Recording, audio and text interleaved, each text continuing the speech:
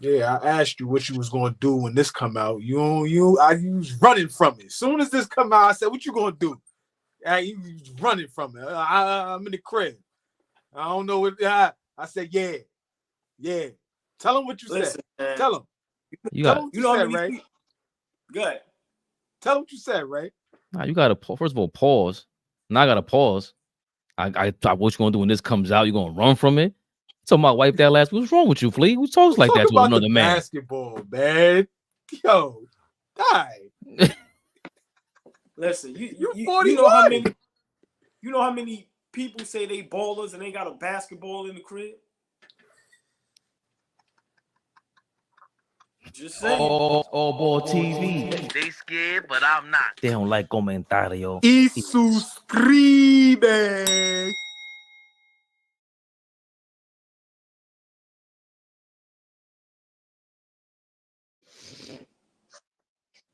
Yeah. We're here for all you liars. You know who I be. I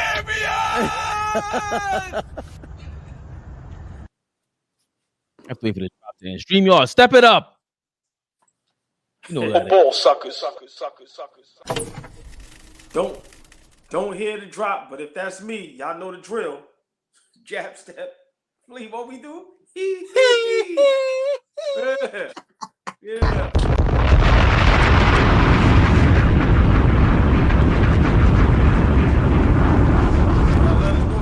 Is coming so Flea could get his legendary. We don't hear the drop, brother. I hit the bomb by accident. I started myself. Messed him up. We live. He ain't know what was going on. Never the little one. Never the little one. Never the little one. What's good, y'all? I didn't mean to do that. It kind of scared me. Yeah, but what you gonna do with that? The 3-point stands get ripped. Get out of here, man. You gonna take me to the post? He said a 3-point stand. Triple threat. Lord have mercy. This nigga said triple stands. Yeah. 3-point stands, man. Yeah, it's triple football. Threat position. Triple Lord. this, triple that. How y'all feeling tonight? Man, it's Friday. Friday, man. Feeling good. It's Friday night. What? Hey. You know who played yesterday? You ignoring me?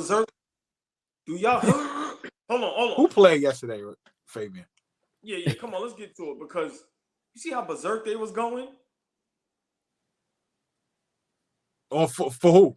Who you talking about? Not for who.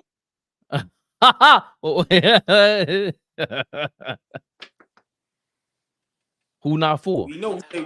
We know who they wasn't going crazy for. You see that foul he committed? You don't say. That was nasty. Well, Gilbert Arenas is here to defend Bronny James, the new superstar for the Lakers, the future of the Lakers himself. And Gilbert Arenas is a super Lakers fan. He's here. Oh, wait a minute. You see who's in the sideline over here. Wow. Yeah. Let's get you on AllBall TV to discuss this awful take. Hold on. While we listen to what Gilbert says, let me send him the link. Him as an influencer. You know, sometimes you got to look at it a little different. He's an influencer that's playing basketball, right? You're talking about a kid who he has more followers on social media than Patrick Mahomes. Like he literally has more than a 3-time NFL champion, right? So his influence is really, really huge. So he's going to get chanted everywhere. This is not about his performance on basketball. Whoever they was going to pick at 55, I'm pretty sure could have got picked at 56, 57, 58, 59. And if I ask you who those people are, you don't know. Because most of the world stopped watching after 55. The reason it was a second round draft night was because of 55. So the fact that the NBA put a second round day in is because Bronny James. I don't think nobody in the world thought he was going to be picked in the first round. So they knew where he was going to go. So they schedule the whole thing behind him. He is a business. No matter what you're going to say, you're making money off of him. To say the Lakers is not serious because they picked him at 55, let me know who was a better choice at 55 that was going to help the franchise. Because I'm pretty sure that they were going to be cut just like most of the second round has been cut so far. And of course, Big Flea, he chimed in. You never cease to amaze me, Gil. This shit gets worse and worse by the day. Let's get you on AllBall TV to discuss this awful take. Somebody replied. That was a terrible take, my brother. Oh, it's AllBall. Being an influencer means what? Has nothing to do with the fact that he doesn't belong in the NBA. Oh, shout out to Coach Commodore. Now we're moving the goalpost. So now he got drafted because he is an influencer with a tremendous following. I thought it was because they saw potential. Man, just let this young man develop, whether it be on the final roster spot or in the G League. Woo! Gilbert is back at it again. And AllBall TV is back at it again. Wow. I usually want to go with AllBall, but Flea has the toothpick in hand. It is Friday. He's in the commentary. Trouble. I was trying to be nice to this kid, right? I'm always the diplomatic one, right? OG always tells me I'm always the one that brings us back down to earth. Before you go, all I'm going to say is to everybody, Flea never wants to disrespect no one. I'm just letting y'all know when Flea is upset about something and he goes against his beliefs, you know it's a problem. That's all I'm going to say. So what Flea is about to do, I love it. Go ahead, Flea. So I just want people to know you're never on, like you said, you try to hold it down, but God, I just want to let people know that. Because I try, OG, I try to. But what I'm not going to do is let this guy, Gilbert Arenas, diminish a roster spot, a position, a job, something that people dream about doing, right? These people that play in the NBA, we hope that they love the game. Obviously, we're learning more and more that guys just don't love the game like that. But to highlight that this kid is more of an influencer than he is a pro is disgusting. Like that's just bad coming from a former pro who understands the type of work you got to put in to even maintain a spot in the NBA, to even earn your respect on this level. I was telling somebody the other day, if the kid was just more aggressive, nobody would have anything bad to say about him. It's not about making and missing shots. It's about looking like a deer in the headlights and you just not ready to be out there on that level with those kind of players.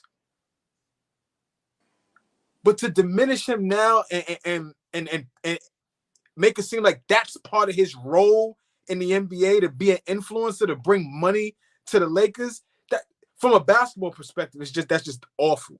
That's just bad. It's just bad. I don't respect it. I don't respect it. And I've been trying to be nice to this kid for a long time. Just not say nothing bad. Let him develop, all that type of shit. But that's garbage. That's garbage. Whether he is or not, that shouldn't matter. Okay, he is an influencer. Okay, great. What does that have to do with him being able to help the Los Angeles Lakers going forward? Anybody else would have got cut.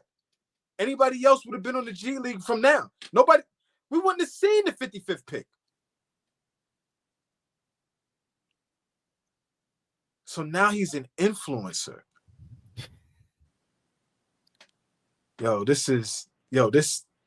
We're in the twilight zone, y'all. This shit is crazy. Want to chime in, AllBall? I don't get it. I don't get it. Can y'all hear me?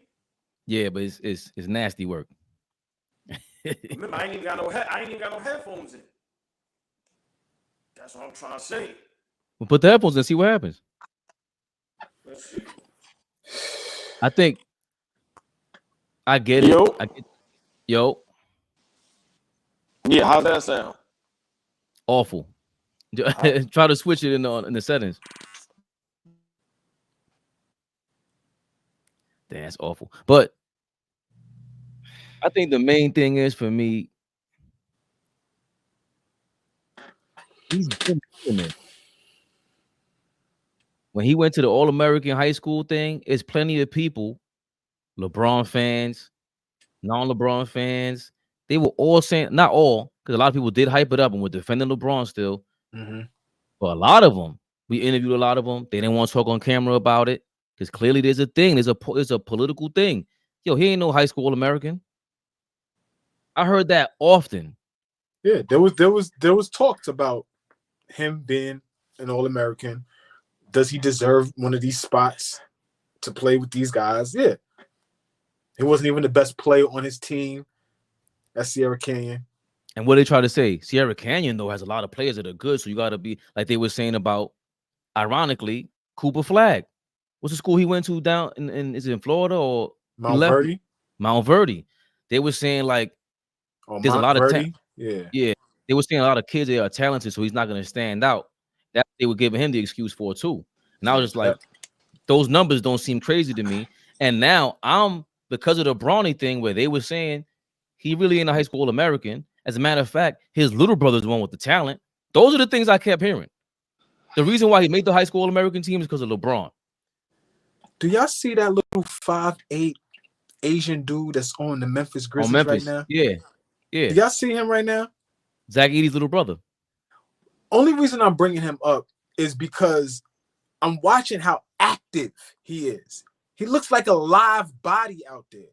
For me, every time I see this kid is just going through the motions, and I'm just happy to be here. I don't know. Maybe I'm being too hard on him today, but pause. But it's just I don't like the body language while he's out there. There's no aggression. There's no assertiveness. You know what I'm saying? It looks like the moment is too big, and we're talking about preseason. We're talking about summer league. We're talking about all stuff that really doesn't matter yet. Hoopers know what I'm talking about. Y'all know what I'm talking about. I can't even try to segregate it to hoopers. Y'all know what I'm talking about. That look when you say, okay, he looks like he's ready to play basketball. You know what I'm talking about, OG. I know I'm not talking crazy right now. I'm sitting here quiet, right? Big shout out Gilbert Arenas, right? Much love always, man. Today we could link with him and either be on his platform or vice versa. All love.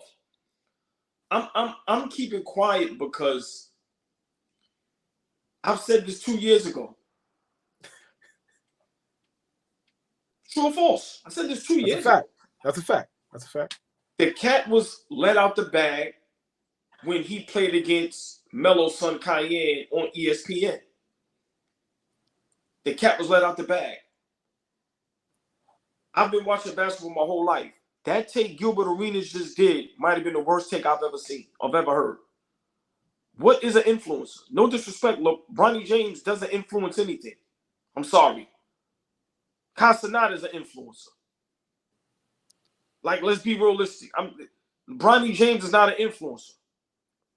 Simple and plain. Disagree. I think that's what he is, though. He's a young man with a good Instagram following. That doesn't make you an influencer. Simple and plain. Listen, we could agree to disagree. The point is, for a baller, for a guy, a lot of these guys, to say guys like us shouldn't be able to talk the game because we didn't play. Mm-hmm. To say something like that, it just shows you where the game is at today. There's no passion. There's no competitive. There's no nothing to the game no more. It's literally strictly business, entertainment, and about money. You telling me that little bit of money Bronny James is bringing to the Lakers is going to make a difference? These are billion-dollar companies. What happened to these draft picks used to be so precious? It used to be an honor to get picked. Now it means nothing. You don't even have to be able to play the game to get drafted. That's what Gilbert Arenas said. Bruh, he wasn't good in, let's all be honest. He wasn't good in high school. I'm not even, listen, he wasn't the best player at USC. Juju Watkins was.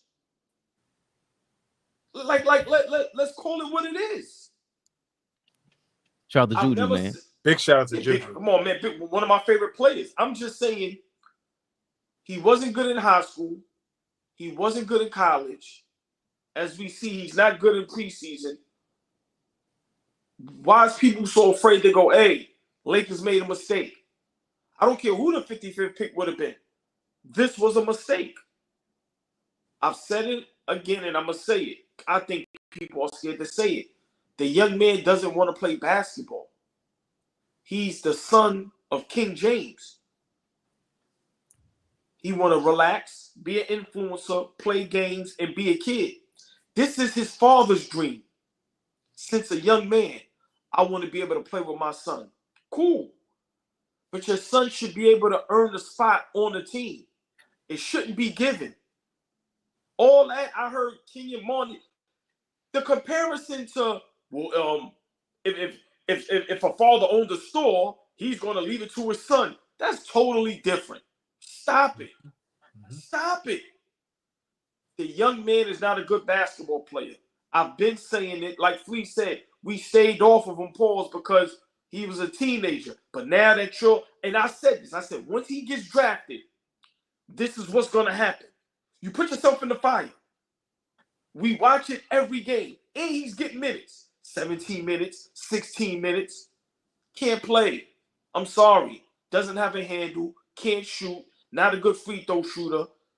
All y'all I was saying he's going to have his father's IQ where he's going to be a great defender. Like, come on, man. Enough is enough. Gilbert Arenas. You got to keep it real, bro. Yeah. Whether he was the 55th pick or the 10th pick, he's not a good basketball player. I'm sorry. Just not. And what's sad is that's okay. That's okay. fine. That's the piece right there. It's fine that the dude is not his father or he's not like really good. That's okay. But stop trying to fool us like he is. Thank you. Like, and my thing is, stop trying to substitute him not being able to play with well, you don't want to see him and his father on the court together? No. I don't want to see LeBron on the court, let alone his son. No. Bruh, this is a disaster. That's hate, y'all. Oh. That's hate. Pure hate. That's hate, y'all. Look. I don't like nothing.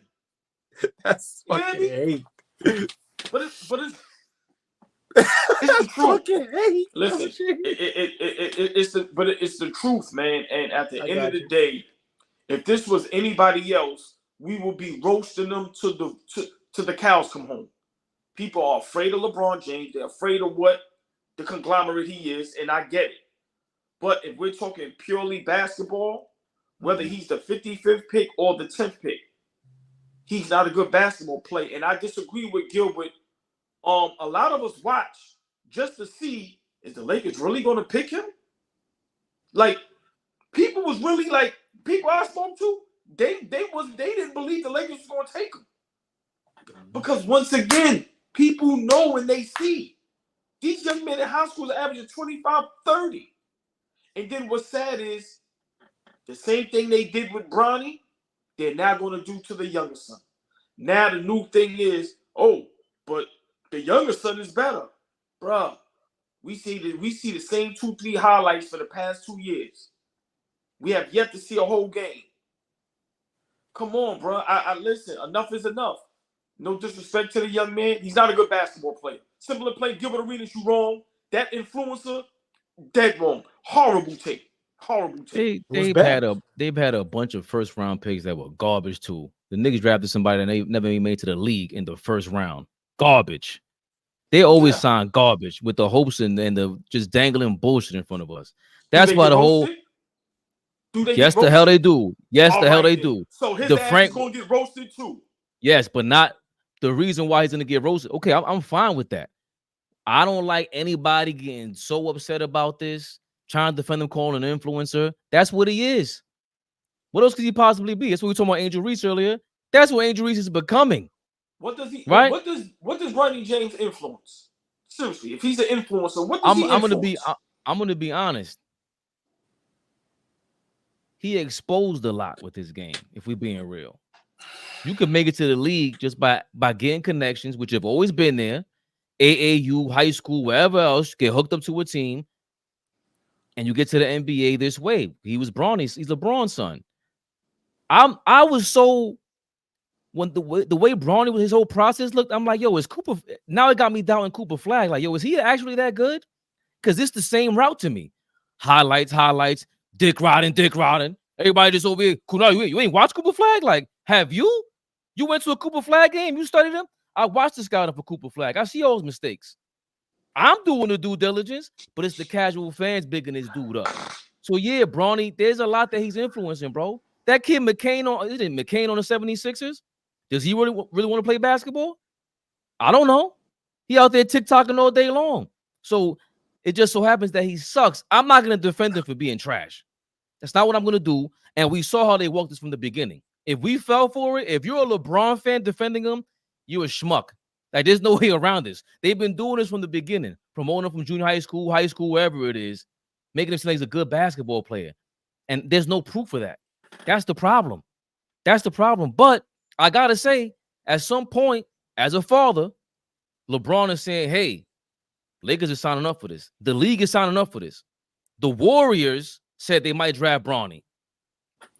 Steph Curry then came out right after that and said, yo, I could see me teaming up with LeBron later on.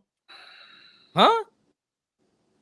For what? So he was not only using Bronny for this moment, Flea, he's using him to as trade bait for negotiations for his contract. The one thing I always say about LeBron, everybody can say whatever they want. He's a chump on the court, all that. But off the court, in my opinion, he might be the biggest gangster in NBA history as far as the ball players goes. How does he keep punking every team like this? But bro, he got the Lakers to sign up for $8 million. Y'all are making a $50 million, $100 million off of him. ESPN is generating how much off the ad revenue? Stop playing, man. He could have easily been, you said, sign a two-way deal and get nothing out of it. Nah, y'all gonna give my son $8 million. So I gotta respect that. But that's it right there. Like Monkey Wrench just said, politics. Right. And that's what bothers me about it, because we lean more into that as opposed to the actual game on the court, the actual abilities of the young man. We start leaning into talking about a bunch of other stuff that have nothing to do with what is going to be his day-to-day job, which is a pro basketball player. I don't care if you influence anything. If you do influence something, great. That's wonderful. That's side shit. You are a pro now. You're taking up a roster spot. Like, let's keep it a buck. If you're going to have him there, there's other guys that work their ass off. I just don't see the work. That's it for me. Y'all can say everything y'all want to say about this young man. Can I do something real quick? For me, it's the work. I don't see it translating into anything else that I'm watching on the basketball court. The kid's not aggressive. Can I ask you a question, please? Who's better, Bronny James or Master P? I don't know. Right now, probably Bronny. Yo, I was just saying. What's the difference? Like, it was the difference is Master P didn't have the LeBron in the league. It's all bullshit. Bro, a lot of people were watching that last Lakers game because of the marketing behind Bronny. And it's not just LeBron, it's the whole Lakers. But all of them did this.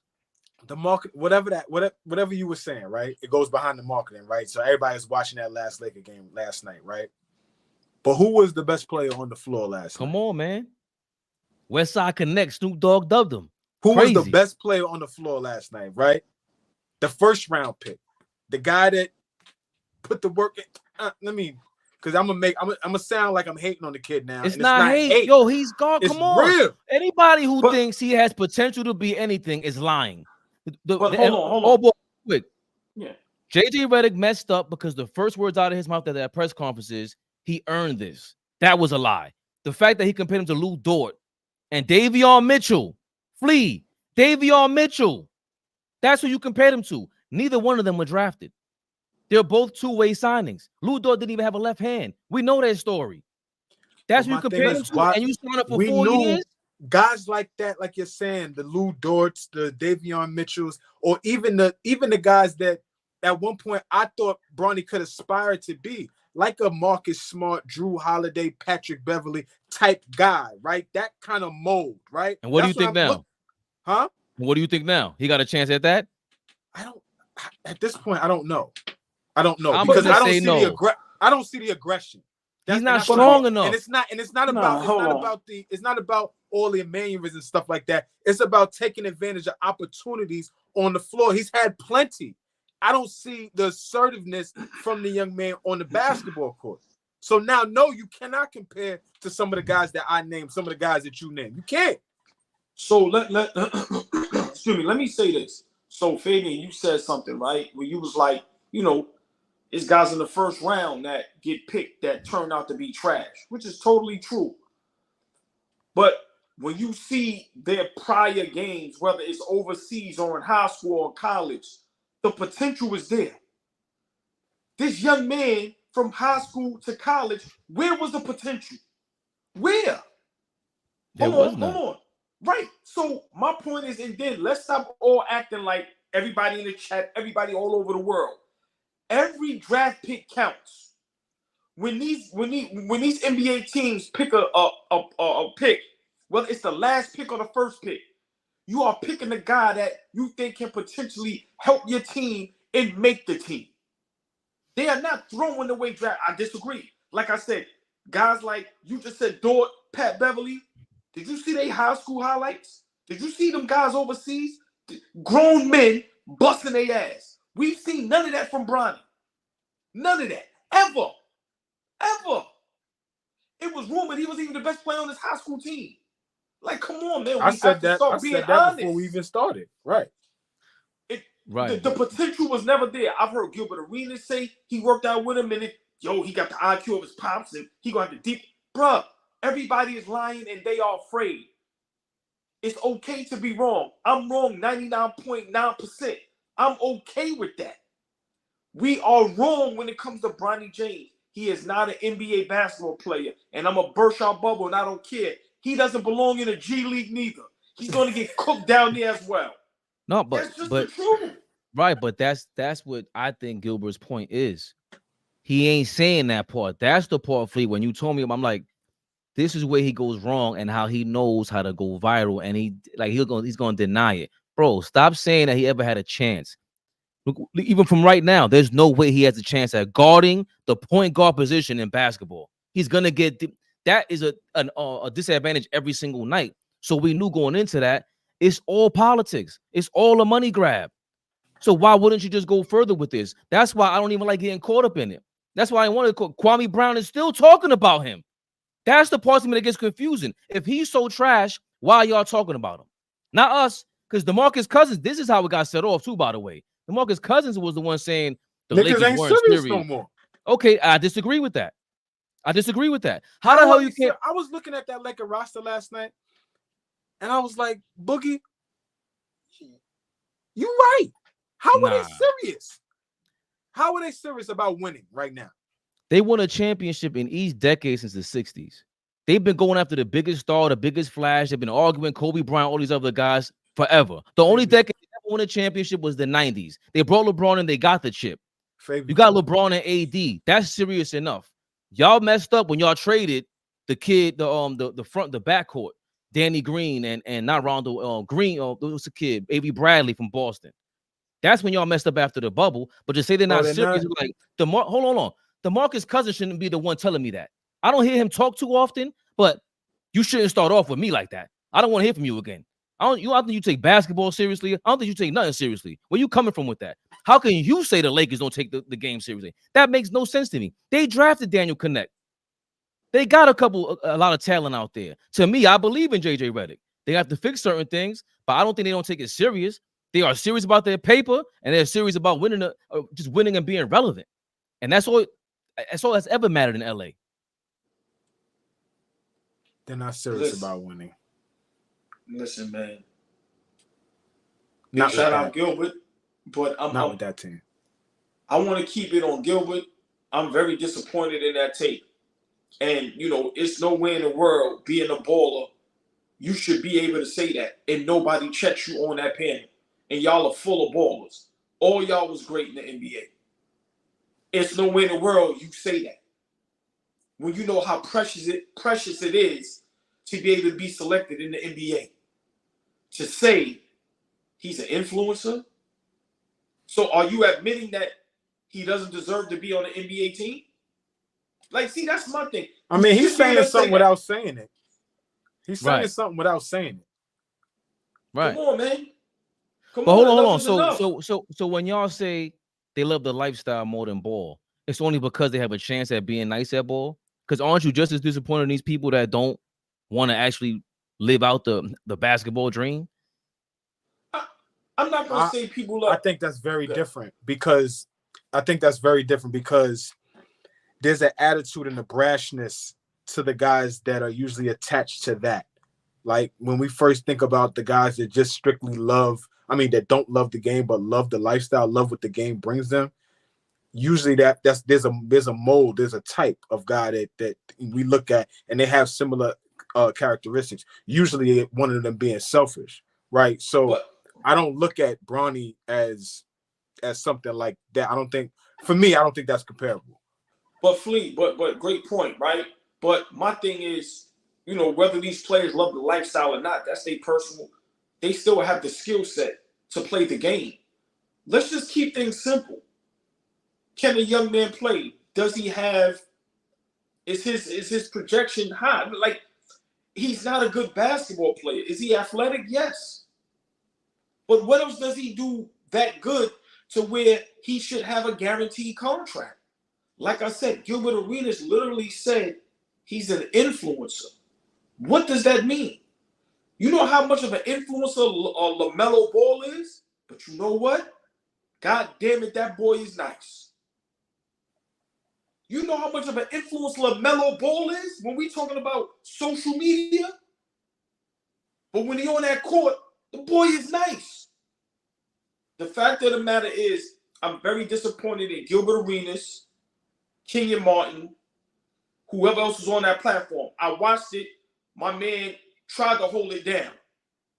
Rashad McCants, because at first he's like, no comment. Because he know where it's going. Let me see, Bronny has a issue and he has the markability now.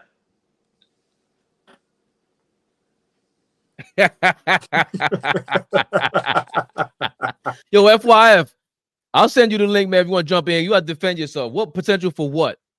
Like, I'm defending LeBron as a business decision. Enough is enough with these shenanigans.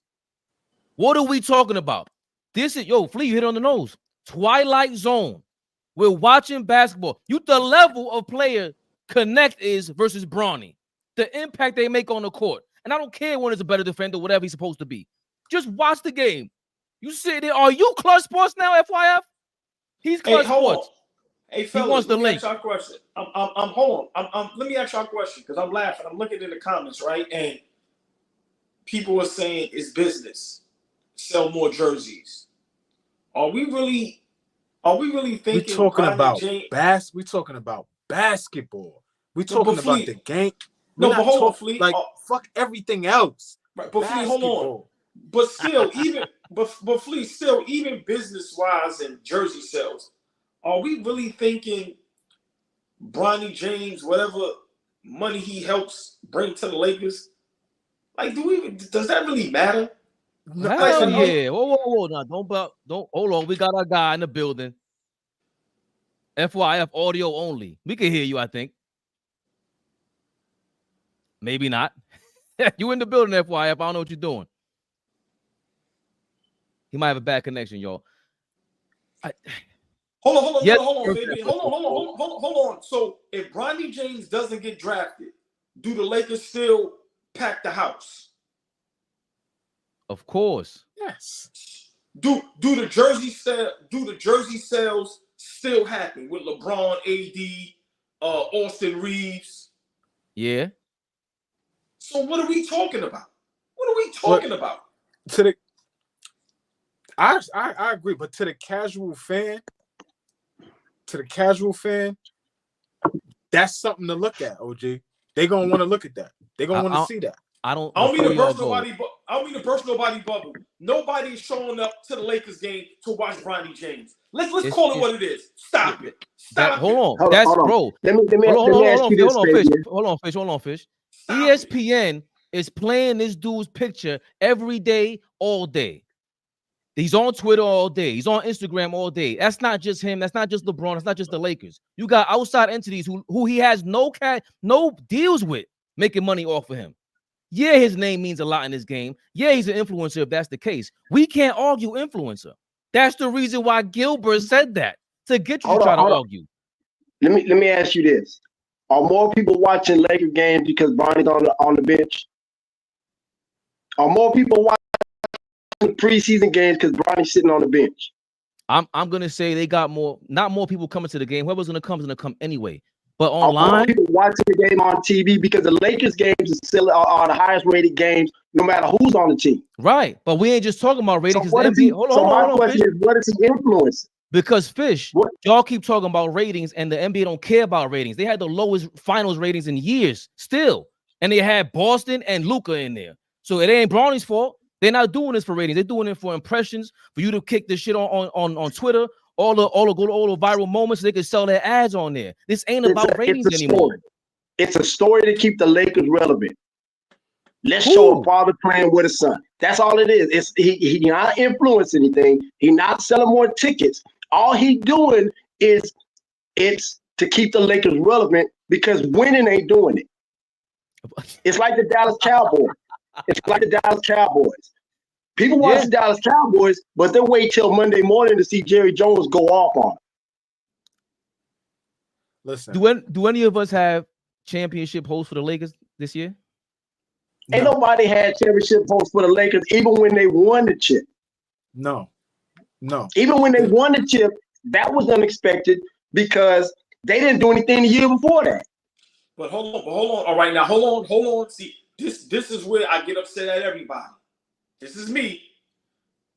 If we don't have no championship aspirations for the Lakers, we cannot sit up here all season when LeBron played good and jump all over him. Oh, LeBron at this age, this and that, and he can't be no GOAT conversations.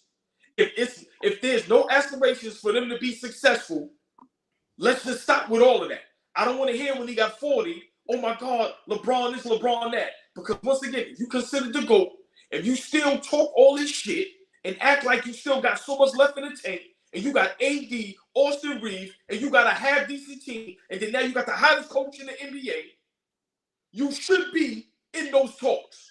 I don't want to hear that shit. If they ain't in them talks, don't talk to me about LeBron this season. But they're not. But you know that. You know that. Everybody on the screen, everybody knows that the Lakers are not going to be a good team this year. This is an opportunity to talk about them, to keep them in the to keep them relevant. But when we talk about basketball, the kid's not good. At least not yet. Bronny James doesn't keep them. Hold on. Y'all are all wrong. Bronny James doesn't keep them relevant. Why we keep saying that? Bronny James does not keep no Lakers relevant. But the way this shit, the landscape of sports media, basketball media, the way this shit is now, the way how it is, the conversations are gonna continue. Like we having a conversation right now. We ain't the only niggas talking about this shit neither. That's what we saying. That's the only thing that's happening right now. If we start talking hoops, no, this thing. Are you kidding me? Hold on. Tasha O'Neal said Gil don't even talk about his own son. Motherfucker do anything for one not. Hey, shout out to Gilbert's son. He's doing his thing out there. He's very good. To put this in perspective, Lil Romeo was a better basketball player than Bronny James. He could shoot better. He could handle the ball better. He couldn't play under the whistle. But he was a better ball handler than Bronny James. He was more aggressive. He actually did something when he got on the court at USC. We know he only got there because they wanted DeMar DeRozan. Because when DeRozan went to the league, he lost his scholarship. So we know that. Romeo, but now Lou Romeo getting to USC, that's influence. His pops master at that time. He was an influence. Right. That to me, Bronny James not an influencer. Listen, man, the young man. Bronny James has his followers. Listen, there's no difference between Bronny James followers and Marcus Jordan followers. They didn't get followers because of who they were. They got followers because who their daddy was. Neither one of them influenced nothing. Romeo was the influencer because he had his own brand before he actually got to USC. So little Romeo got to USC how? It was a package deal. Master P said, if you want DeMar DeRozan, bring Romeo. But that's exactly it was a package deal, and Tim Floyd said, okay. So it wasn't because of his skill. And it's the same thing as Bronny. But at least he had skill to deserve to be on the court. Nah, come on, man. Yeah, he did. Listen, I'm not saying Romeo was a good ball player, but he actually contributed when he got on the court. This is what I mean by Bronny didn't contribute to USC. I would have took Juju on the men's team before I took Bronny. but it's still, we can't overlook the fact that little Romeo did this shit before Bronny. I gotta even think about all that shit. Like, come on, man. That's no. That's different. Yes, very, very. Yes, different. Very. Please very explain. Yeah, man. It sounds like Master P did what you call that? He extorted USC to put his son on a team. Yeah, come on, man. But in all honesty, if we hear already, the conversation is, it was little Romeo a better basketball player than Bronny James. That's a fact. He was a better ball player. Both of them is trash. Both of them is trash. But the only thing I remember Bronny doing was that highlight reel dunk when he went down the middle of the court to the left side. That's the only thing that I can remember Bronny doing on the loop, was that dunk where they were saying, oh, he's flying to the rim, X, Y, and Z. That's it. I don't remember nothing else about Bronny James. All I'm going to say is, I know we got to move on, and I just want to bring it full circle. Like I said, big shout out Gilbert Arenas. We love this platform. But you're dead wrong. Well, for me, I like that platform. No, I love them. I'm talking shit. I can't let you get away with saying what you said, being a baller. It's no way in the world you should be okay saying that. Like I said, being drafted, those draft picks mean everything. And for you to basically say he's an influencer, that means he's not good at basketball. So just be honest. He got put on the Lakers because he's an influencer, not because he deserves the roster spot, and he will not be able to contribute to the Lakers on the court. And I just don't mean to burst your bubble. Nobody's going to watch the Lakers this season to see Bronny James. I'm sorry. It's going to be a whole bunch of fake shit. It's going to be a whole bunch of fake shit in the corner. With him, if JJ want to keep a job, he better not play that kid.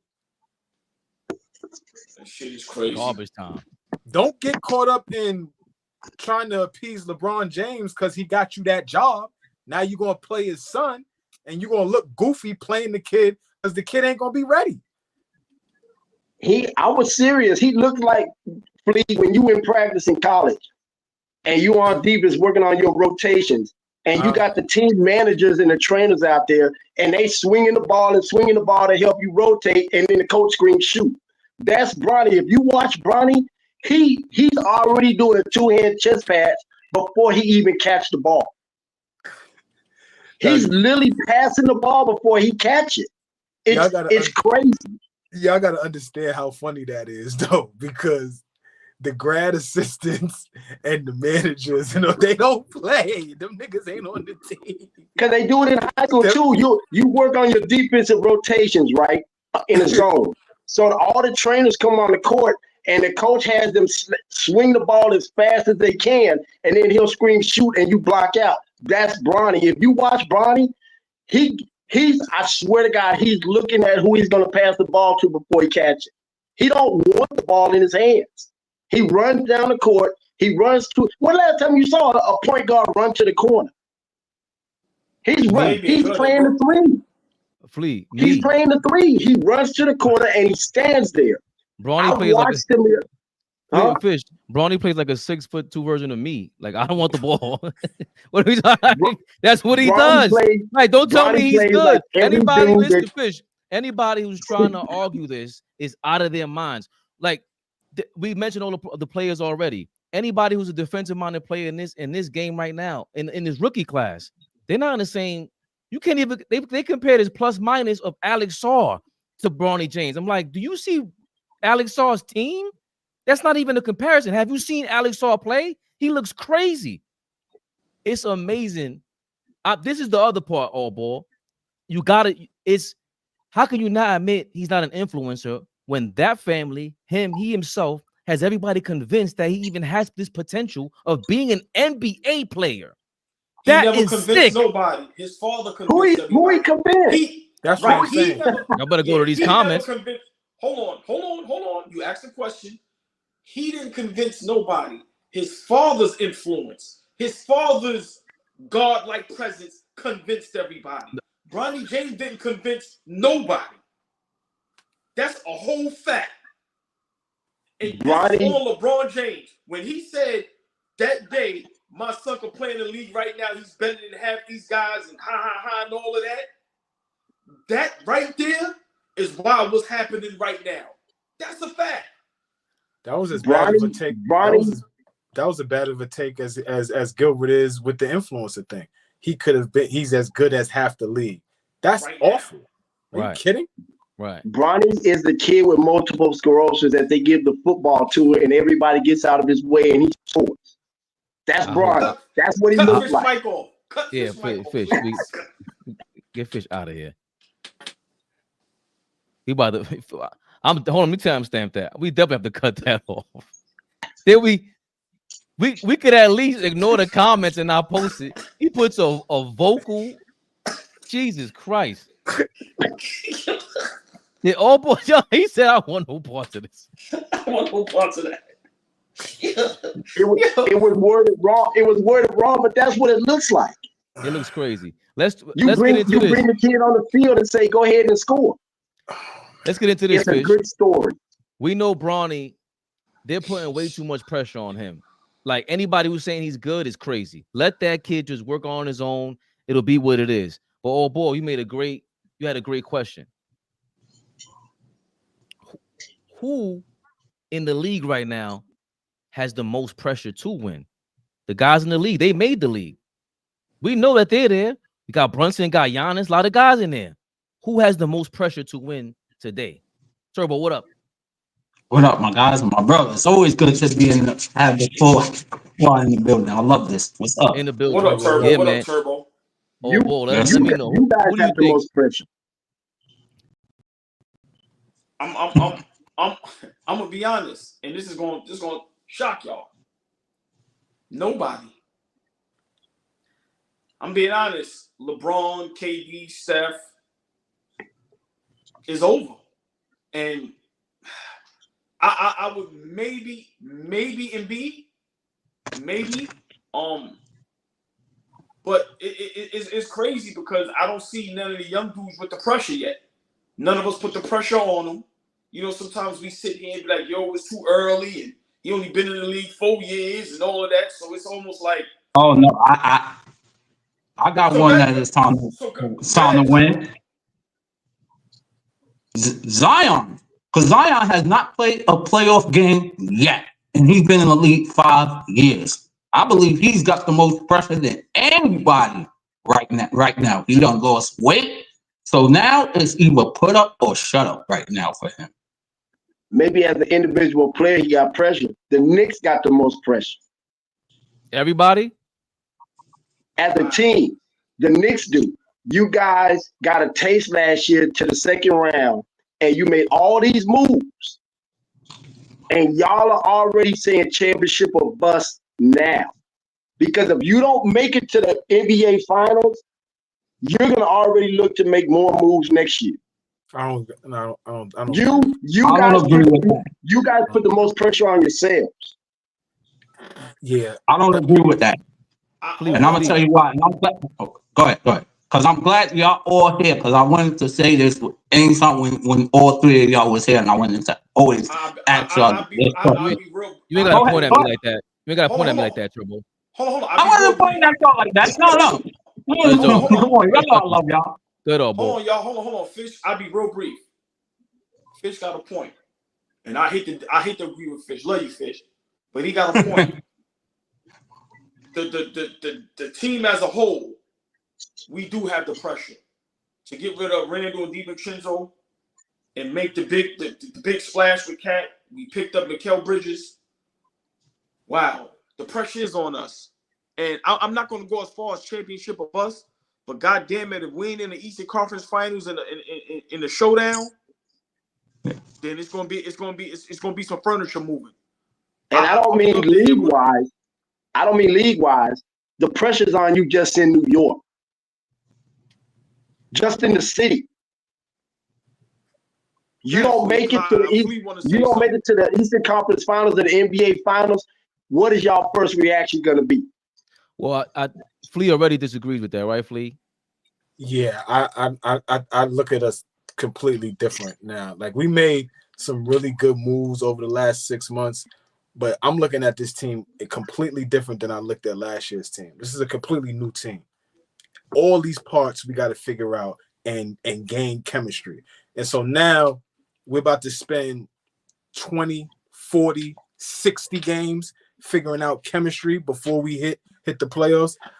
I can understand what Fish is saying about having some level of pressure because we've been so successful over the last few years. And just from a New York perspective, I agree with him 100%. But in totality, I think that there's a window for the New York Knicks right now, a 2 to 3 year window where we really have a chance to figure it out. But this year, I would like. I know we did our rankings and all of that shit, but now I'm looking at the rosters and looking at how we play and all that. Like, I wouldn't be surprised if we were a 4 seed, 5 seed, like, just because we spending time trying to figure things out. Like, I would not be surprised. So, you know, we're a different team. So I get the pressure, but I think there's a little bit of grace that's going to have to be given to us once we realize the type of team that we really have. It ain't going to be that grind out team we had last year. This shit going to be different. Welcome back to reality, Flea. Yeah, exactly. No, this is always Flea. This is always Flea. No, I want the Flea that jumped out the window with the Lakers that year. Yeah, where's that Flea at? The reckless Army Ranger jumping out the plane. Where's that Flea at? I said the Lakers were gonna be like a 2 seed or some shit like that. Yeah. Turbo, wait, real quick. What do you think? Because you were pointing at me and us, and anyway, y'all know I love y'all. So come on, you know. But I feel like, yes, there is pressure on the Knicks, but I don't think there's more pressure. If we're just talking the Eastern Conference, just take your Knicks hat off and just think as a fan. Do the Knicks have more pressure than Philly and Milwaukee? Because those two are older than the Knicks. Y'all court is still young, and like AllBall has said, y'all think 3 years y'all gonna win a championship. So you believe that there is gonna be some type of growing pain. Now, if y'all make it to the conference finals and finals, hey, then y'all had a schedule. But I think Philly and Milwaukee has more pressure to win right now than the Knicks because of the core, because they're much older. Y'all have nobody on the Knicks is 30 yet. That's the crazy part about it. Great point. Why nobody is bringing up? I'm sorry. Not go elbow. Shouldn't the Boston Celtics have some type of pressure as well? Knowing that everybody they played last season was injured, everybody is so high on Boston. We say Tatum should be MVP, best player. He can do it all. What about Boston having some type of pressure? I think the Celtics do have pressure, especially once they play things out. We got to see how it goes, because no matter what, if they win a lot of games, or if they lose a lot of games, it doesn't really matter. But they didn't do what the Knicks did. Like, for me, Flea is now coming to the light, and he's seeing what I've seen in the summertime. We got rid of the chemistry that we figured out. Now we got to relearn all our positions, relearn the chemistry, figure everything out. When I believe we were that close in January, of course it wasn't our fault. iHeart couldn't re-sign with us, but now you say, okay, Cat, you're gonna come replace this thing that we had over there in January, where you got the whole fan base rocking better than ever before, probably in our whole life. Only the 90s Knicks compete with what happened last year. That's it. So Cat is walking into that. And We don't have a guy that is really the guy that's top 10 player. He has to walk in as a top 20, top 30 player and overcome that, along with the pressures of being in New York. The Celtics don't have that. Celtics is worried about just repeating. That's way different than, and you have Tatum, who's a top 10 player, and Brown, Jaylen Brown is lingering around being top 15, top 10. He got help over there. He's a top 15 player in the league. He got help right now. It's gonna be tough. It's gonna be tough for Brunson and Cat. They got to not think about that stuff. FYI Sports, you in the building, baby. Oh, King Speech up in here too. Oh, we got a full house. Boston playing with house money right now. Yo, what up, y'all? Once you win the championship, think about how many calls you're gonna get the next year. What up? Think about how easy the game's gonna be, because even the road games don't feel like they at home. Milwaukee washed. I don't even know why we even think Milwaukee got pressure on them, because they still got the same 3 old players that they had last year. Y'all already gave up. Yeah, Milwaukee washed. It's gonna be a different team. Paul George already hurt. So how much pressure Philly got? Right. Hold on, real quick. All of those teams don't like the fact that Boston won. All those teams don't respect and probably don't even respect the run Boston went on to win. I'm sure Philly is looking at them. I'm sure Milwaukee is looking at them. I know we looking at them. Like, are y'all like that? Are y'all really like that? Like, there's a lot of teams in the Eastern Conference that Orlando matches up with them well. They always play them tough. There's a bunch of teams in the Eastern Conference right now that think Boston can be had. Hold on 1 second. Hold on a second, Turtle. We got FYI Sports. If you could tap in, you've been trying to tap in for a while. It's your first time on here, man. That's Lamont. Yeah, what's good, y'all? Can you hear me? Yeah, man. Yeah. Good money. What's good, my brother? A pleasure and an honor, man. Appreciate the support. Yes, sir. What's good, y'all, man? What's good? Nah, I think y'all got it all wrong on Bronny, man. I think y'all got it all wrong. Explain. The floor is yours. We got to hear this, please. So I watched Bronny since he was playing in Section 7 as a sophomore. And Section 7 is just a real big summer recruiting event where high school teams come and just go at it in a big tournament here in Arizona. And ever since he was about a freshman, sophomore in high school, independent of his name, every scout had the same, because they hand out these things called packets. And literally every scout, there's hundreds of scouts there, had the same MO on Bronny since he was a freshman. Good athlete, great defender, has the intangibles to potentially go to the next level, as a high IQ player and defender first. His offensive game needs work. When he went to college, that was the same scouting report. Going into the NBA, it's the same scouting report. I think what y'all were looking at and what y'all want to see him be great at is just not what he's going to be great at. That's just not his identity. And he's never going to be a player. Here's the question. When is the scouting report going to translate to the court? Hold on, FYI, you can hear me? FYF. FYF, Yeah. I'm sorry. Can you hear me? All right. I'm sorry to cut you off. Let me ask you a quick question. You've seen Bronny play. All the things that you said, people said he can do great. Defend, high basketball IQ. Do you see that from Bronny James? Well, so when you're watching him right now at this stage, the only thing you can watch for right now is to hopefully see it in little spurts here and there. And when I watch him play, right, when that first game where everybody criticized him, I was looking at the 3 blocks.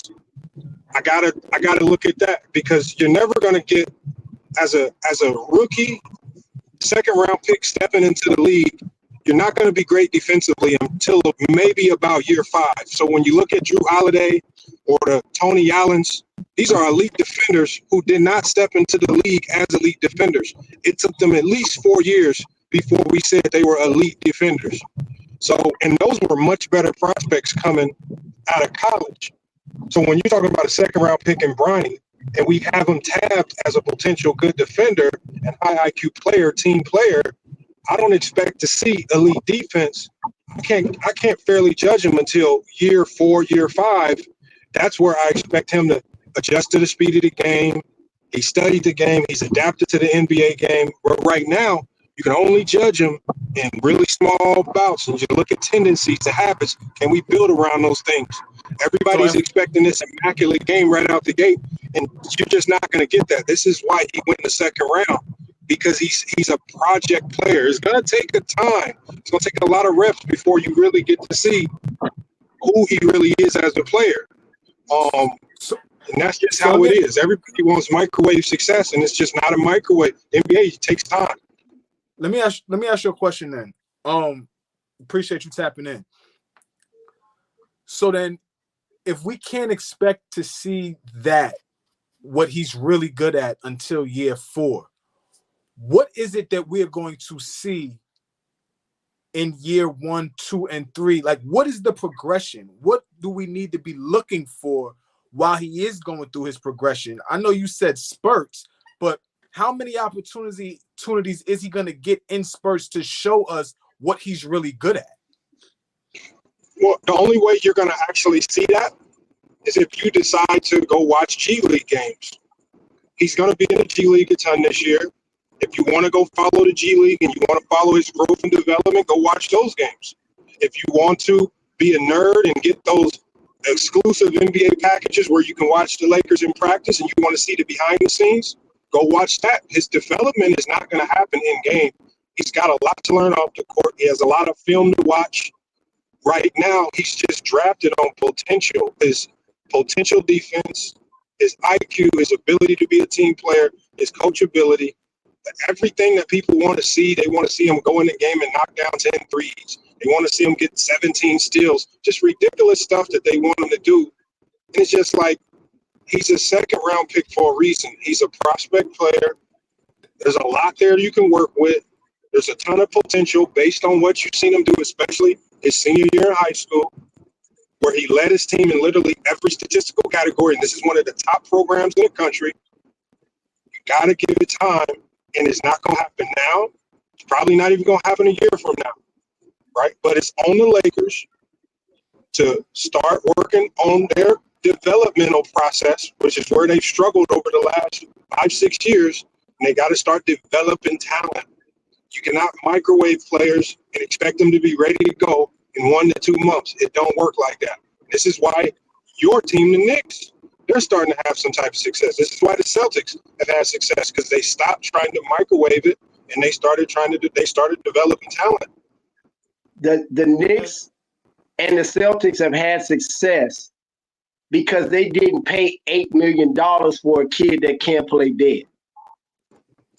Well, $8 million for 4 years. I'm speaking from a place of having developed guys in the league, having done player development. I haven't seen any significant improvement from high school through college to deserve to be drafted in the second round. When he's on the court, it don't take development to have court awareness. He doesn't have any court awareness on either end of the court out there. He doesn't have a legitimate shot. They're giving him a shot. He has no business on the court. He can't handle the ball. He can't run the offense. He can't shoot. These are things that you should already have the basics of in college. He didn't show that in college. He didn't show an ability to deserve to be drafted. This is all I'm hearing are excuses. The kids I just don't. go down to the I don't know where you got your information from, because no NBA scout said that. I personally talked with the scouts from the Phoenix Suns. I talked with scouts from the Brooklyn Nets. Guys, you can talk to them all day. Go ahead. Secondly, first of all, no scout said these things. First of all, NBA scouts, for about 5 years, have stopped paying a ton of attention to what these guys in college. A lot of NBA scouts more so pay attention to what you do in high school, because the high school game today is more translatable to the NBA game. So a lot of scouts today don't even pay attention to the college game as much as you guys give it credit, because it's just not a translatable game. The three-point line is different. The shot clock is different. The speed is different. The plays are different. The college game just does not mirror the NBA game. The high school game and the EYBL circuits and the shoe circuits mirror the NBA game a lot more. So, again, when you look at Bronny, when y'all say he can't shoot, no, his offense has always been a project. But when you look at his defense, just like his younger brother Bryce right now, offensively is a work, but defensively he looks elite. I don't know where these people who say he's a great three-point shooter are getting it from, but Bryce looks like he could be one of the best defenders in the NBA with time, and that's right now. But that's just coming through the family line. They're just great defenders for whatever reason. I just don't know where you guys are getting this from. Okay, let me ask you this. What is elite about Bronny's defense? Hold on, AllBall. What is elite about Bronny's defense? Because when I watch him, he's not. Hold on, let me finish. When I watch him, he's not sitting in a chair. He's upright. He's turning his shoulders, and his feet are crossing offensively. He's reaching too much, and he has no recovery. So I'm trying to understand what's elite about his defensive potential when he doesn't show the ability to have the basics of a defensive stance. So what do you look for? Let me say, it sounds like you know basketball, right?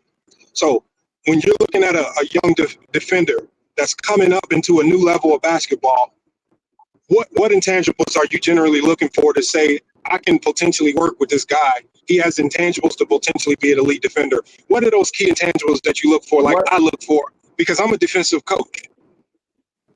We went 30-5 last year, won the national championship because I'm a defensive-minded coach, and I know what to look for. What do you look for? What I'm looking for as a defender, I'm looking for, number one, do you have the ability? What I said intangibles of a potential elite defender. The intangibles of an elite defender. What are the intangibles? Yes. Is he quick?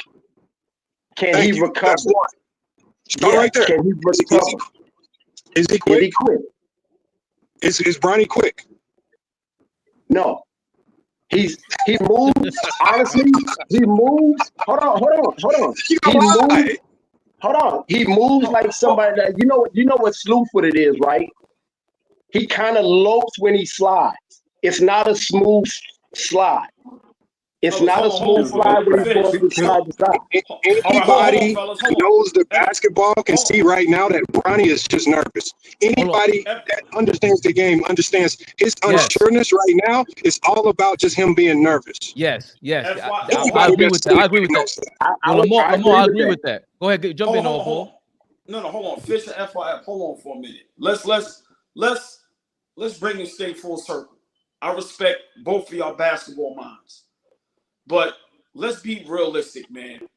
I watched Bronny James play for the last 3 years. I watched his younger brother play for the last couple years. Y'all are overhyping these young men. I've never seen Bronny or his younger brother take over a game defensively. These guys are not even the best players on their own team. Bronny didn't have a good college career. He was decent in high school because he's athletic. But I'm not going to sit up here and allow y'all to act like he's going to be a great defender in the league. I don't know what basketball IQ y'all are talking about. Maybe did you not watch USC versus ASU last year? Did you not watch when Bronny was in high school his senior year versus the #1 team in California, St. Mary's, where he had 9 steals, 27 points against ASU last year? He completely dominated them. I mean, with Bobby Hurley's team, who was actually pretty solid last year, when he went out there and had one of the best defensive games or the best defensive performances in college basketball. So you said you didn't see it, but you didn't watch it. All right, let me ask you a One question. game ain't gonna do it. Wait. Hold on, fellas. Hold on. Let me ask you a question. Not a problem. Listen, this is what we do up here. We love it. All love and respect. Let me ask you a question. Who was the top 10 best high school players last season in the country? Your opinion. Cooper, Ace, Dylan. Was Bronny James the top 10 in your opinion? No. I don't know how you could discuss whatever you want to discuss now. So the beauty of this is that the beauty of this is that Bronny was drafted 55th in the second round, so I don't evaluate him like a top 10 pick. I don't evaluate him like a first round pick. I'm not. Hold on, fellas, but the grace. Hold on a second. Hold on, Flea. Wait, Flea. I'm sorry. I only brought that up because I was just strictly talking about high school. I'm not even talking about the second round no more. My point is, we talk about all his potential and all his hype. I'm saying he wasn't even top 10 best high school players last season. That's all I'm saying. So no, going into college, he was a top 25. Going into college, he was a top 25 player. I think the one thing that hurt him most is he had a horrible collegiate selection.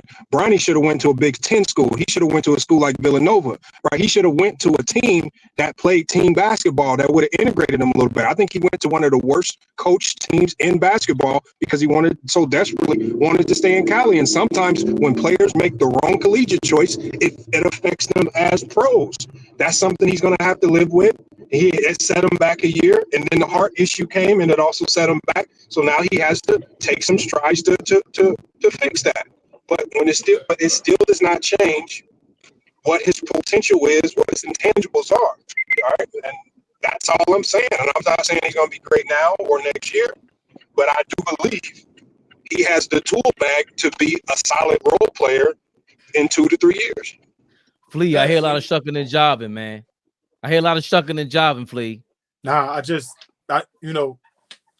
I've never been in a position really to have such a huge opinion about a 55th pick, right? So this is different for. We're in new territory. Yeah, it's not typical territory that we are in when we're talking about this, but there's so much attached to him. Obviously, the name, obviously being a Laker. I'm just talking about what I'm watching. Right, the intricacies and I'm sorry. Said that simple. That's King. That's simple. King what we watching? What we watching? What we watching? Yeah, most of you watch defense. So hold on a second. What you watching when you're watching a defensive player? Hold on a second. You want to go ahead, Flea?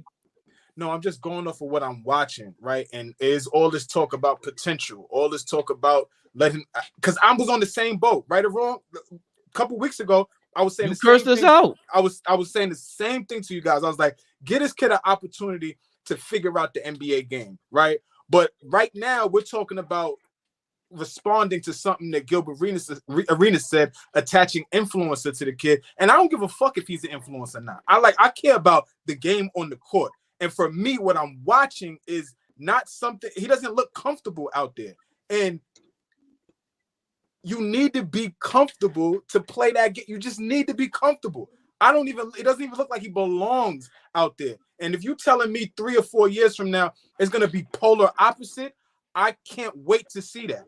Because he looks like a deer in the headlights. We're talking about defense. He had 3 blocks early in the preseason or in the summer league. That's amazing. Nothing for me says that as an NBA coach, which I'm not, but why would an NBA coach trust putting him out there? So I think to start with, you see the problem where y'all starting with is y'all starting with the pretense that basketball has always just been about pure basketball. Usually from high school on up, politics are involved significantly at the college level. I watch Matt Painter. I was at a Purdue practice, right? I watched Matt Painter watch the guy walk in the gym and barbecue his whole team. And you know what Matt Painter told that guy? You will never play over my scholarship players. He barbecued. He ends up transferring to Texas Tech, becoming one of the best players on that team. But because of the politics of what is behind some of these scholarships and some of these promises, the politics dictate a ton of things in basketball, not talent. And that starts in high school. Politics kick in with these shoe circuits. Politics kick in the NBA. When I watched Chris Quinn coming out of Notre Dame get drafted to the Miami Heat and be on the rotation for multiple years just because he's Jewish. And then when the league forces him out because he wasn't that good, he's on the coaching staff with the Miami Heat.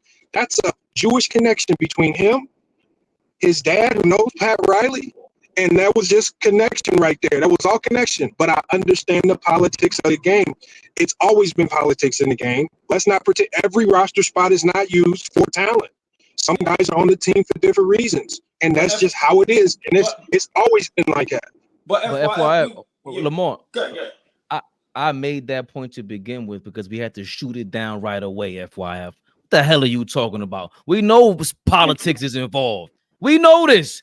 We talking about, all right, you got the political game down packed. You got the connect. Your pops is the connect. That's it. That's why I can never complain about you earning $8 million. LeBron is the biggest gangster in NBA history. I started the live with that. He's the biggest gangster because of this. But he's not nice. Even on defense, the guys you compare him to, we could look back at these other guys when they on their rookie year, their first summer league campaign. He didn't look like that. How are you that uncomfortable at this point? If it takes 3 or 4 years old, did you watch that game yesterday with the Suns? No, there was another guy on the court. There was another guy on the Phoenix Suns roster who was drafted in the second round, whose dad is in the front office. No, his dad's in the front office of the Phoenix Suns. He got a guaranteed contract for $7.5 million out of the second round when most teams didn't even project him even getting drafted. But y'all don't know who he is because y'all don't care. But it was another guy on that court for the Phoenix Suns who also got a guaranteed contract. Probably isn't an NBA prospect just yet. But y'all don't care. Big Oso Iguodala. I trained this guy. I remember working out in the gym with him, and he couldn't make a jumper. I'm literally with my homie. I'm in the gym because he went to Desert Vista High School, and I'm working out with him. And I'm like, this is the guy that they saying is a 4-star recruit about to go to Marquette. And I'm like, dang man, he can't even make a jumper. But the next thing you know, he's in the NBA. His dad's in the front office for the Phoenix Suns. He has a guaranteed contract. But at the end of the day, I understand it's twofold. His connection to the local community, right? One, the politics there, and he's a project player. I believe with 2 to 3 years in the G League, he can be a solid player, not a great player, but he can be a solid player with his size and intangibles. So there was another guy on the court with a guaranteed deal. Carson Edwards had it. There's a ton of players I can go through the list. There's about 7 players in the second round that got guaranteed deals, not just Bronny. What's Bronny's ceiling? If you see him being a contributable NBA player by year 4 or 5. He maxes out as a 7th to 8th man. So if you could compare him to somebody, who do you see him being at his apex? Who he could potentially be? I think at his apex, I think if you go to the highest side, if he maxes out his potential, if he becomes the greatest that he can ever be, it's Tony Allen. Because never going to be a great offensive player, can be a pass on defense, but he's going to have to really turn up and study a ton of film. And he's going to have to find a system and a coach that's going to give him a consistent role. And he's years away from that, just like it took years for Tony Allen to fall into that role. But I think that's where that's if he hits everything perfectly and he maxes out his talent. Yo, Tony Allen. Here's a problem with that, man. Yo, Tony Allen is 6'5". 6'4", 6'5". He can guard 3 positions. Bron is 6'1". If Bron ain't getting those inches, if he ain't getting that wingspan, then he's not Tony Allen. Best he can be, I see, in my opinion, is Patrick Beverly. And that's with a lot of work. That's with a lot of coaching. And that's not bad either. And that's not bad either. Here's the thing about TA. Hold on, yo, listen, hold on. Let King speak. He was waiting for a while, y'all. Go ahead, King speak. Yeah, no problem. Yeah, no, I mean, but the issue is for LeBron, then he has to progress on offense because you're not putting him on the floor if he can't. He's not a 2. He's not a 3. He's the size of a 1, and he's not a 1. So what position are you? Why are you putting him out there? You're getting none from him offensively. You're getting no jump shot, and we get it. He is athletic. He is athletic. You give him that. He might have that recovery speed and all that. But you can't say Tony Allen when I seen Tony Allen face guard Kevin Durant in his prime, because Tony Allen is 6'5".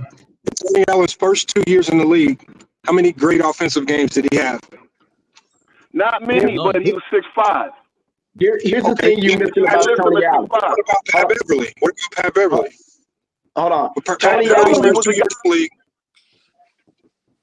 Here's the thing we're missing about Tony Allen. Hold on, Fish. Let FYF ask the question because we got to go. Y'all still only talking about offense. Y'all still role players have a role. And if I'm saying that he's a role player, that means he's coming in for a specific role, right? To give the team something in a quick burst and then get your ass off the court. So if he's a role player, it's not going. You don't demand of role players what you demand of starters. Starters need to be more well-rounded. Role players have a more singular focus. So if he's just going to be a little pest on defense and come in on spot minutes, give the team 16 to maybe 20 minutes max a night because he can defend, role players come with flaws, but role players are great at playing their role. One of Bronny James's best attributes is he's an excellent team player. He's extremely coachable, and he knows how to play his role. That doesn't come with a lot of these guys coming out of college. A ton of these guys come out of college with a ton of talent, but they are not coachable. They don't listen. They can't remember plays. You cannot do anything with them. They big basketball dummies. So a lot of times guys get drafted just because they don't even have a brain on their shoulders to retain anything. So again, being coachable, being a team, that's a lot. So I mean, this stuff. Let me ask. At the position that he plays, he's got to be able to be an offensive threat at some point. Yeah, that's here's fine. No point of putting him out there. And here's the thing, please. 25% total shooting percentage. We watched Lonzo Ball fix his jumper over the summer. If Lonzo Ball can fix his jumper, I know Bronny can. And Lonzo Ball had a broken jumper. Like we compared to Jason Kidd in college. Come on, it's not like we understand Lonzo had his flaws, but Lonzo Ball is 6'6" and an elite defender off the bat. It's not even. I'm not talking about that. I said Lonzo Ball's jumper was broken, and he fixed it. Okay. Hold on. So we keep doing all this. Okay. Hold on, my man. We keep doing all this if it was a fifth with Bronny, right? Tony Allen was JUCO Player of the Year, right? Tony Allen was Big 12 Defensive Player of the Year. I remember when we talk about, hold on, let me finish. When we talk about potential, you got to show me something to know you have potential. You want to compare him to a guy who was already him defensively. He just had to tighten up all the loose ends in the league. With Bronny, I don't see any potential at all, is what we're saying. And it's not about him being scared. He's lost. He has no court awareness out there on the court. He's standing around. He's looking to pass the ball before he catches the ball. He's not a threat at either end. One thing I will say, he can chase down blocks because his blocks aren't straight up blocks. His blocks are once he gets beat, he's like his dad. He can chase down blocks. I saw that the other night. But I also saw on that flagrant foul, he had no clue how to turn his hips defensively when that guy was coming down the court. And he had time to do it, and he just ran into it. That's exactly how you don't know defense. What's that? What he did, what Bronny did on that play is textbook what you teach players. On a fast break, you always run underneath a guy. You never contest him in the air. Coaches teach and preach that. Now, he clipped a guy, and he got the foul. But that is textbook what you're supposed to do. And the man on the chase down, you're supposed to slow him up by running underneath, and the man chasing behind can come get the block. But when you're the first one there, you never jump. You did what you're supposed to do. That was the whole point of the flagrant foul. Was the guy was in the air. That was the whole point of the flagrant foul. Fellas, hey Fabian, let me y'all don't know, man. Hold on. Let me just say this, right? You know, and I love this, man. Like this is y'all don't understand. Like we appreciate y'all, man, and I hope we can have things like this more often, bringing guys up here and we debate. But I've been watching basketball a long time, man, and I'm not no coach. I never was great, and I can admit that, right? But I can admit when I'm right and when I'm wrong. Everybody who has this hype for Bronny James, you're wrong. People are just afraid to admit that. Let me tell you something. When I'm wrong, I'm wrong. I'll laugh at myself and I'll tell you I'm wrong. People are so, and this is no shot to nobody. I'm just speaking in general. People are so afraid of LeBron James, and people are so afraid to be wrong that they will die on their sword with this Bronny James tape. He was an okay player in high school. He was not even average in college. Okay. Yes. You don't even hold on. Wait. I just asked you a simple question. You didn't even have him top 10 in high school. So he was a great high school player. Hold on. Oh my God. FYF, hold on. Listen, I want to make it simple. Just simple. Are you telling me Bronny James was a great high school basketball player? Yes. He led his he was on a team. Listen to this. He was on a top 25 high school team in the country. He led his team his senior year in almost every single statistical category: points, rebounds, assists, 3-point field goal percentages, steals, blocks, right? And this is a year where they were down on talent, where there were only 2 seniors on the team. He was really leading the team with a whole bunch of youngsters with sophomores and freshmen, and he still kept them afloat. They were still a top 25 program, right? He had them, and then he was still a McDonald's All-American. People say that he didn't deserve it. Y'all didn't watch him in high school. He was one of the best high school players. What did you mean? Who was the number one high school team that year? Hold on, who was the number one team in high school that year? I don't remember what the number one high school team was, but I know he was. Hold on. I'll tell you what. It was Duncanville, Texas. Duncanville had 4 kids. 2 came off the bench. That could have been McDonald's before Bronny. That was the number one team in high school for the last couple of years. They had kids coming off the bench that were better than Bronny. Don't tell me Bronny, Texas team. Bronny was McDonald's in name only. Bronny was McDonald's. Duncanville had the number one high school boys and girls too. No, they don't. I follow high school basketball heavily. I never heard of a team from Duncan. At that time, Duncanville, Texas had the number one boys and girls high school team. No, they didn't, man. I'm sorry to tell you, my guy. Okay. All right. No, nobody knows about Duncanville, Texas, my guy. That might be where you from. Really? That ain't got no basketball prospects like that. Fabian, you gotta let's we can't go. I mean, if y'all gonna go or not, I can't. I ain't gonna kill y'all, so I'm gonna get up out of here. No. No. FYF is all love. No. One thing, hold on. All love up here. It's for me because I'm an old man and I gotta wake up early to go to work. But let me just say this. I respect everybody take. I'm just saying for me, I go off the eye test and I've been watching for a while now, and I get what y'all are trying to say, but it seems like we've been looking at potential for the past 3 years, and I didn't see the great transition. I didn't see how you was a great high school player and then it translated to college, and then that would translate into the pros. I just don't see it. I hope I'm wrong because I don't want to root against the young man. But up here, we try to keep it as raw and as official as possible. And I'm going to be honest, the guys that y'all are comparing him to, do we not forget who Pat Beverly was in high school, in college, and overseas? Like, offensively, he was bananas. So we got to be careful. Like, when we compare Bronny to certain players, it's like, yo, bro, they was better than him in high school and in college. So we can't just throw names out there because what they are now, and we looking at that. No. Listen, the young man, my opinion, just not a good basketball player. And if we gotta wait another 4 or 5 years to see him be an average basketball player, that's terrible. I've never heard that before. But you got to realize 99% of basketball players that step in the NBA court are average. Most players who play in the league are average. Right? Like, and so what I'm saying is, like, I'm not hyping him up.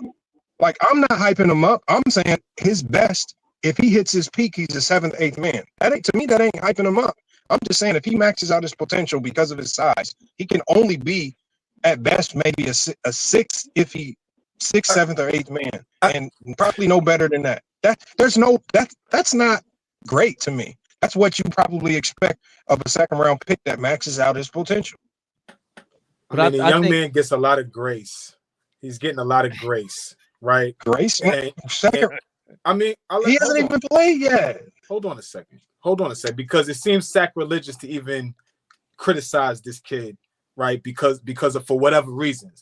But we talking about basketball. Like, respectfully to you, FYF, and everybody else, fuck the politics at this point. I don't want to, we dumbing it down to what we seeing on the court. I don't want to talk about all that other stuff because, quite frankly, it don't matter right now. We're talking about can he compete with the guys that he's on the court with? And from what we see right now, he can't. And we're trying to justify and figure out why, aside from him being LeBron Isn't James' son. Isn't that true of every second round pick that gets drafted below 40? Like, yeah, this is the first time we've ever cared about a 55 pick. So y'all are hyper focused on guys that normally don't give you much. Last year's 55 pick, you know what he did in the summer league? He didn't do nothing. And that's fine. There's I care about there's Jericho balance to Sims. I care about Ariel Huck 40. I care about Jericho Sims and Ariel Huck 40. Like, hey, you need to Bronny better than Jericho Sims. I'll tell you that much. No, he's not. How about that? How about that? F5. Now you playing games. Like, and hold on. This is the other thing. This is what it is. We don't even like to talk about Bronny. The first thing AllBall says, I don't want to talk about that. He tries to veto that every day because it's like, bro, it leads to what? We don't want to talk about that kid. That's not right. Real quick, I'm gonna let you give it back to you. But the biggest face in sports media refused to talk about the kid. We said we want about Stephen A. Smith. For years, he didn't want to talk about this kid. Why? Why We know why. Because you know he's going to keep it real. Because you know he's going to keep it real, and it hurts his feelings. We know why. He refused to. But here's my final thing, Lamar, and everybody in here. Like, this is, stop acting like LeBron didn't bring this shit on himself, bro. He said his son was better than half the league. JJ Redick compared him to Davion Mitchell, Lamont. Davion Mitchell, who can't even get on the court. You can't even compare their defense. His rookie season, he was bananas defensively, but he couldn't stay on the court because he can't shoot. So when you talking about his offense, okay, so let's talk about his defense. He can't even get on the court with that defense. And the guy with a better defense can't get on the court. He just got traded to Toronto. So when we talk about why we talking about Bronny, you think I want to talk about this? He's garbage. I want nothing to do with this conversation. Wasn't Davion Mitchell drafted higher than Bronny? Who? Davion Mitchell coming out of Baylor had higher immediate expectations than Bronny. Hold on. Davion Mitchell was drafted? Davion Mitchell winning a championship at Baylor, coming into the league, tough at Baylor. Was a better prospect right now. That wasn't my question. I don't remember if he was drafted or not. He might have got time. But let me ask you this question. Hold on, let me ask you this question. Because also FYF, was he drafted? Hold on. Hold on. I'm gonna tell you about the politics of the second round. So the politics of the second round are like this. If you don't get drafted in the first round, 99% of the guys have their agents on the phone telling teams, don't draft me. I'm setting up a situation with another team. So most, especially at the bottom of the second round, most teams don't even want to draft these players because they don't really care. They're not even going to use these guys. Most teams, because I have a homie. Y'all remember Adonis Arms, the guy that barbecued Bronny the first game of Summer League. Yeah. When he came out of Texas Tech, when he didn't get drafted in the first round, I was right in the room with him. His agent got on the phone immediately. Start calling teams. Don't draft him. We got a situation set up with the Denver Nuggets. Don't draft him. We good. Austin Reeves told teams that when he came out of Oklahoma, he didn't go in the first round. Hey, y'all, don't draft me. I think I got a better situation set up with the Lakers. So in the second round, it became easier for the Lakers to take Bronny because they were probably getting so many calls. There's so many players that are basically telling teams, don't draft me. I'm good. I have a better situation set up over here. And people act like this was a prestigious spot that somebody really wanted when most good players already have a better situation set up somewhere else via two-way contract, something better. And so that's the main thing. I think people are overhyping this 55 pick like he took something away from somebody else. That's just not the case. Lamar, listen, I saw your content last year. You were so pro Jordan. Now all of a sudden you so pro LeBron. Please hook me up with the clutch sports. What was you watching? I've always call it down the line. Down the line. Fine. We're calling it down the line for LeBron. Please. All I want is the clutch sports, this clutch sports commercial, the advertise, the sponsorship. That's all I want. We can't talk about Bronny no more. Hey, but 3 years ago, I did a video series. I'm never pro a player, but I do get on airs, and I call the '90s the most trash era of basketball of all time. Right. And I call the centers overrated. I get on Ewing a lot. I think he's one of the most overhyped players in NBA history. You starting some shit. Look, he thinks he's slick. You got nothing but Knicks fans. He's trying to get clothesline, Flea. He's trying to get clothesline. He's not about to really get into no 90s He's not about to reel me into no 90s comp. I'm not. Second round picks and half our roster in the second round. Right. Love you up here. We will have no Nick slander up here. No. Finish your take, my brother. No, we're not doing that. Lamar, by the way, look, we can't admit when we're wrong. Davion Mitchell went number 9. The guy I was thinking about was Lou Dort. He went undrafted 2-way contract with I know OKC. Lou Dort. I was right before he got drafted. I didn't even know it. I was hooping in the gym at ASU with him, and I'm like, this dude looked like the center for ASU, because when you see him in person, he looked bigger than like 6'6". I thought he was ASU center. He was in there shooting. He was like, yeah, I'm thinking I might get drafted. So I'm like, okay, cool. And the next thing you know, he in OKC balling. I'm like, yeah, okay. So yeah, I know Lou Dort. But even for the record, we approve all New York Knicks slander in here. No. There's two of y'all. FYI. Don't get. But Lou Dort was a guy that went undrafted and he worked on his left hand. I keep telling the same story over and over again. But he signed on a 2-way deal. He was not drafted. So a guy like that, that's when you say Tony Allen, these guys are legendary at their position. So when we say Bronny's gonna max out to that, bro, you sound just like LeBron. You understand what I'm saying? Like that is hyperbole. That's hype. So when you're responding to us, going like, "Are you crazy?" But see, I have to respond to that. We talking basketball. Talk about why Lou Dort didn't get drafted. Like coming out of ASU, he had a lot of off the court baggage that came with him. Like sometimes these players, even like Bronny's teammate over at USC, who was really nice. I forget his name. But this was a guy who transferred from 3 different schools. He left Duke. He went to Memphis, right? He had a whole bunch of on and off the court issues at Memphis. He goes to USC, still has a whole bunch of on and off the court issues. That's what affected his draft stock. Is his inability to be coached. Is the problems in the baggage that he came with, and sometimes that happens. So what I'm saying is, when you see guys who got good talent go undrafted, you got to ask yourself, what else is going on behind the scenes that's impacting this? Bronny, the only good thing about Bronny is that he doesn't come with a whole bunch of baggage like some of these players do.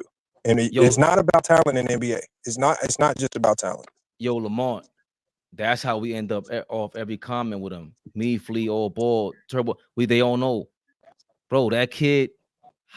Remember, LeBron is basically like how you say that, like the Hollywood child. Remember all the different strokes, all them kids when we were growing up. Them Hollywood kids went crazy on drugs, all kind of shit. LeBron is a prodigy. He's a great dude to come out of that situation. Bronny looks like he's okay. As nervous as he is on the court, he don't seem nervous off the court. I see him with the girls and all that. He's doing all right for himself. He's gonna be just fine. Just fine in that area. So we proud of him. We just talking about basketball. So like that's why Flea's stressing. Like, yo, once y'all start talking about everything else, it sounds like a lot of excuse making. Is he good or is he not good? Where's the potential at? He's Maxing not good out at right who? now. He's not good right now. That's all I need to hear. That's it. Yo, real quick, Lamar, Turbo, Fish, King Speech. We want y'all. Let's give us one last statement. Go ahead, Lamar. Kick us off. Man, my prediction is, and I make bets with everybody here, Bronny James is a better season in NBA than Jericho Sims. I'll take any bets on that. Yo, Flea, we're gonna jump this motherfucker. We're gonna have to see him.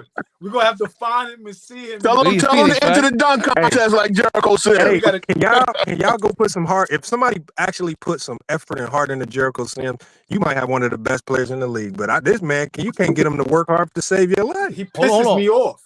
Exactly. Flea, that's your man. Lamar, you don't understand. Flea hates him more than anybody I've ever met in my life. I despise this kid because he looks like he don't know how to walk and chew gum at the same time. This shit makes me mad. He can jump out the gym. Because exactly, FY, he's so athletic, so uber athletic, strong. He has the perfect NBA body. Perfect NBA body. If you had the prototype of what you want an NBA player to look like Jericho Sims. And y'all remember Spaceman from Sunset Park? Yep. Like hold on, that's your man. Howard. Yes, that was Howard. It kills. I don't know. That was a good comeback. Oh, y'all crazy. Hey, I'm gonna get out of here now. I'm gonna be listening in the chat though. Yo, Lamar, we about to get out of here. Lamar, appreciate you, bro. You already know. Turbo, what's going on? Nah, I'm just looking forward to the NBA season, man. This is going to be a fun season. I'm looking forward to it. Looking forward to the back and forth. I'm looking forward to seeing what the Knicks are going to do. I'm just a basketball fan, so I go at everybody. So just to let everybody know. You know what I mean? But I'm looking forward to the season. Yeah, I'm appreciate just that. letting the outsiders know. That's all. Yeah, man. King speech. Yeah, man. Listen, to put the Bronny stuff to bed, we room for the kid, man. He just got to put the work in. See, we also understand the politics got him here, but he gonna have to put the work in, and then he can make his way in the league because the name got him to the league. His game gonna have to get him to stay in the league. You know what I'm saying? As far as the Knicks go, I've been chomping at the bit since his trade. You know what I'm saying? It was 3 weeks ago now, right? And I had to sleep on it. I understand what we getting in Cat. I understand the offense. Defensively, we're gonna have to do some things differently, but I still think we're gonna be elite defensively. I still see the 60 burger coming. I still see the 60 burger coming, man. Right, like from preseason, you see how we finish our games. You see how we put our bench against Charlotte starters, still won the game. So the depth is going to be there. The opportunity is going to be there. Like I said, Karl Anthony Towns, give me your 24-10 in a block. That's all. I don't care how you do it. Give me some decent shooting percentages, and that's it. Brunson is going to cook, MVP candidate. You understand what I'm saying? Bridges and OG going to do what they do. Deuce, if we get Mitch, I really hope we don't trade Mitch. You understand what I'm saying? Like, we're going to need him come playoff time. You know, get well, get that ankle strong. King you know, yeah. Real quick, big dog. Let me ask you something real fast. Yes, no doubt. I just wanted to make sure I heard this right. 60 burger means you think we're gonna win 60 games this year, bro? I had 64 before the trade. Lord have mercy. I had 64, bro. I stand on it. I'm not mad at you, but Jesus. So that 60 burger. Hold on, bro, my brother. So that means from next week, from the gate, we stepping on people's neck from the gate. 8-2 in the first 10. I done scouted it already. I'm the dude that called January. I'm the dude that called us going 13-2 minimum. I think we went 14-1 last January. 14-1. Yeah. So I'm the dude that called it out. You can go on Facebook, see all my proclamations. I looked at the schedule. I said we finna kill it, and that's without knowing that OG was going to have the impact that he did. Yeah. I saw we did Christmas Day to the Bucks. You understand what I'm saying? My son was born on the 5th. We went out and beat Philly by 40. That's with Randall going 1-for-11. You understand what I'm saying? Like we blew the doors off of Denver. They make the excuse about how they was on the back end of that road trip. Blew the doors off them. Blew the door. So this is look. Tibbs is we all know that Tibbs get he runs them to the ground, but Tibbs takes no prisoners. And see, the thing is you see, shout out to Pacon.ea. I mean, come on, look, when somebody goes down, somebody's gonna get an opportunity to step in and put them minutes. Cause Tibbs is a no-nonsense coach, and it's like, look, all right, next man up. Look, we got the league is about to get put on notice. This is last time I was on, I said that this is the most excited I've been for a season since '92. You understand what I'm saying? We wound up taking getting the 1 seed that year. We all know the Charles Smith year, the wilding out in the conference finals. But this is and so right now this is the start of the window. I mean the window's already started, but now we serious. We serious. So all of this 4 seed, 5 seed. Look, we already see Philly. Philly's already messed up, jacked up with Embiid not playing back-to-backs and Paul George probably out for a few weeks with that hyperextension. You're gonna have to nurse that back. My brother said we're gonna win 60 games, bro. 60 burger, bro. Damn. I'm the one that called in 2012. I called the Melo team. I called 56 wins. We wound up winning what? What 54. We win that year? 54. Yeah. Well, what did we do to open the night that year? Oh, we thumped blew the doors off the champ, right? Yeah, we thumped on. All right. Yeah. I see y'all Tuesday, bro.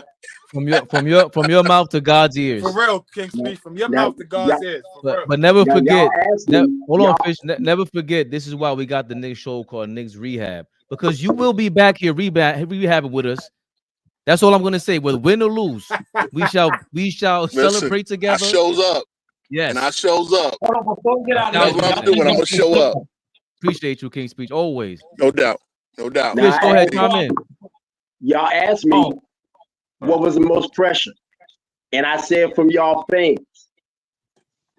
Y'all mess around, AllBall talking about Philly injuries. Y'all mess around, and y'all next signing gonna be Dr. James Evans. Y'all, Turbo, y'all go put ahead. all this hype. Turbo, cut him off. Go ahead, Turbo. These guys, he's casting a spell on us. Look, AllBall already put the spell on Philly. He said everybody but Wallow. My dude, we lost 3 starters in the Philly series. You remember that? And we still won. Dr. James Evans, I'm telling you, he gonna be our next free agent signing. Go ahead, Turbo. We lost 3 starters in the Philly series alone. Hold on, hang on. Let the Turbo come chime in. No doubt. I was gonna ask, do y'all still like the interest in getting Marcus Smart here? Is y'all still want to do that deal? If it's the small, if the opportunity is there. Hell no. Too many guards. Yeah. Only way I take that deal is if you get Vince Williams or something like that, and even then, Bronny a better defender.